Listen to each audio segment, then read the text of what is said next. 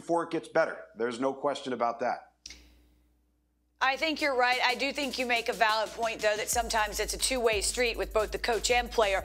Entering Wednesday, we have seen 1,050 different players enter the transfer portal. 750 of those have been scholarship players. Guys, if you do the math, I mean, you see what can happen. Expect that number to rise, and keep in mind, more than 3,000 FBS players entered. Okay, so the topic today that I was really thinking about when it comes to sports and college football in general is the transfer portal.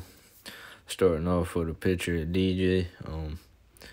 Really hot topic in the Clemson community, and being that they're one of the elite programs, have one of the elite coaches, have such a great pedigree over the last couple of years, and their standard of excellence and what their fans expect. And now DJ was kind of on the hot seat since the beginning of the season, and now he's in the portal, and Clemson has a new guy at the helm, and Caleb.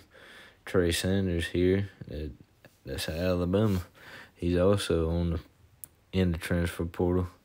Rumored to maybe go to Colorado, heck, even Georgia. So we'll see how that goes.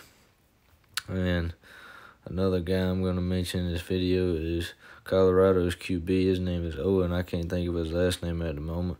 As soon as Deion comes in the room, kind of makes that statement about his son starting at QB, I think I would transfer as well if I was him, so I don't blame him on that account. That's kind of like one of them transfers where you can't blame him, especially with the head coach changing. But basically the main question of this video, and I try to make this very clear, is do you think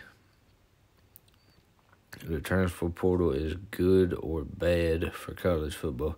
Do you think it does more great things than it does bad, or do you think it does more harm than it does good?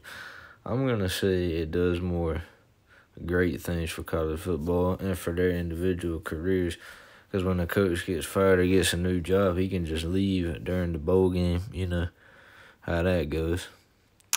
So I think that gives them more freedom in their career and lets them do what's best for them, and kind of spices things up in the sports world of college football. But I feel like it also need to find a way to police it. Like, you shouldn't be able to transfer more than one time. Maybe you have to sit out for a certain amount of time. And this graphic I'm showing right here is just showing the skyrocket in the transfer from 2020 to 2021. Couldn't find one for 2022 yet because it just started. But it shows like an exponential growth from year to year.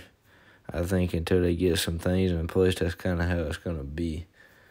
But yeah, man, if you think it does more harm for the sport, then let me know. And if you think it does more good things for the sport, then let your voice be heard. But yeah, man, that's pretty much it. That's my thoughts on the transfer portal and what it does for the sport of college football. And yeah, catch you in the next one.